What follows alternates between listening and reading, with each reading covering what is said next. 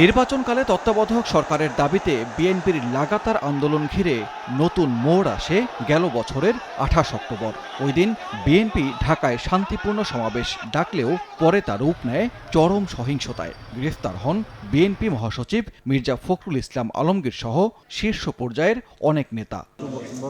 এর মধ্যে ৭ জানুয়ারি অনুষ্ঠিত হয় দ্বাদশ জাতীয় সংসদ নির্বাচন। বিএনপি নিজেদের নির্বাচনের বাইরে রাখলেও নিরঙ্কুশ বিজয় নিয়ে আবারও সরকার গঠন করে আওয়ামী লীগ। এই প্রেক্ষাপটে গেল ৫ এপ্রিল বিএনপি মহাসচিব দাবি করেন তাদের দলের ৬০ লাখ কর্মীর বিরুদ্ধে মামলা হওয়ার। সোমবার ধানমন্ডিতে দলীয় সভাপতির রাজনৈতিক কার্যালয়ে সংবাদ সম্মেলনে মির্জা ফখরুলের অভিযোগ নাকচ করে দেন আওয়ামী লীগের সাধারণ সম্পাদক ওবায়দুল কাদের।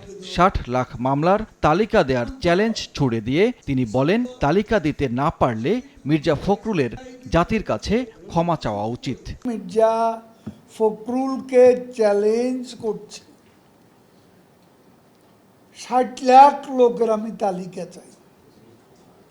ছিল ২০,০০০, এখন সেটা ৬০ লাখ হয়ে গেল। এদের তালিকাটা অবিলম্বে প্রকাশ করে, না হয় মিথ্যাচারের জন্য জাতির কাছে ক্ষমা চাই দিও। Mister white detergent powder, perfect পরিষ্কার প্রতিবার।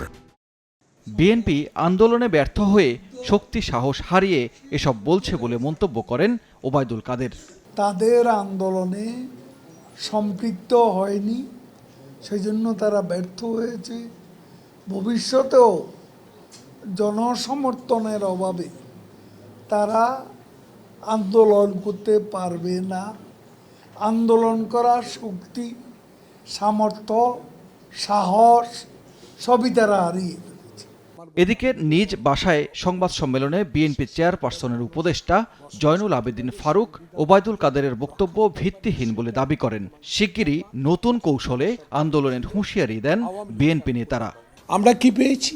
জনগণকে বুঝাতে পেরেছি যে জনগণ এই অবৈধ শৃঙ্খলার অধীনে ৭ তারিখে নির্বাচনে অংশগ্রহণ করে নাই। এইটুকু আমরা পেয়েছি, এইটুকু আমাদের সন্তুষ্ট। কর্মসূচি প্রণয়ন হচ্ছে।